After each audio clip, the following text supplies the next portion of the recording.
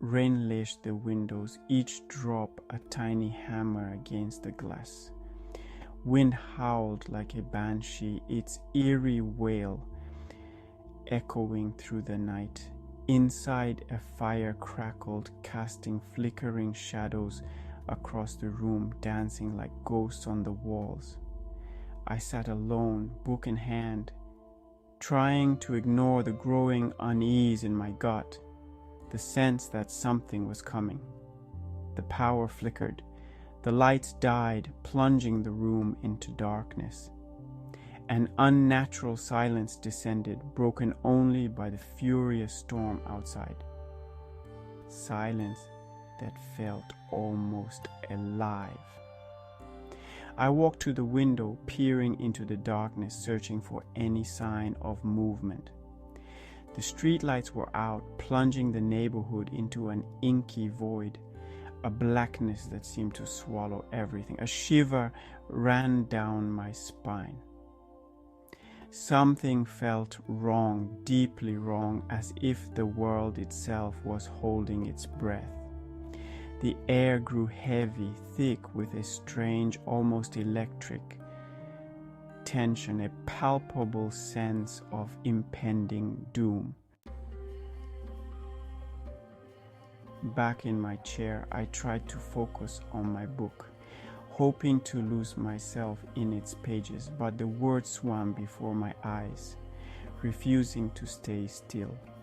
Every creak of the house, every rustle of leaves outside my window sent a jolt of fear through me, making my heart race. I heard a noise, a soft, scratching sound at the back of my mind, like nails on a chalkboard. I strained to listen, heart pounding in my chest.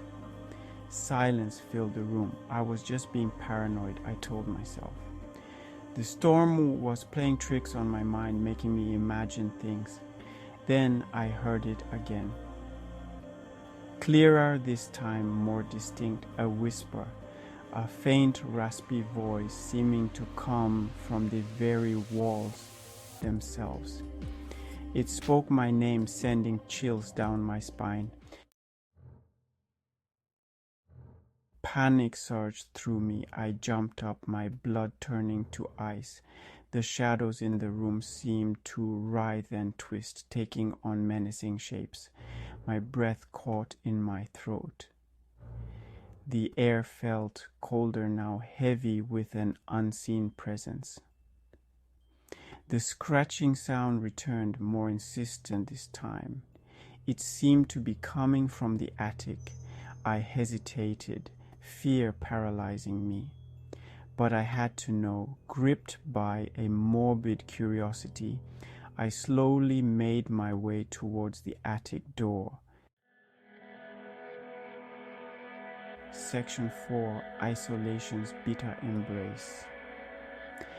I reached for my phone. No signal, of course. I was stranded alone with whatever was stalking me through the dark.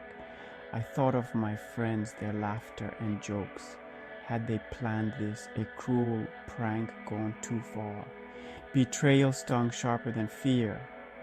I was alone, truly alone. I looked at the attic door. An overwhelming sense of dread washed over me, warning me back. But something drew me closer. I knew I had to see what was inside. Section 5, Face to Face with the Unknown. The attic stairs creaked under my weight, each step echoing through the silence. Dust and cobwebs filled the air, choking me, making it hard to breathe. The only light came from the sliver of a moon shining through a grimy window, casting eerie shadows.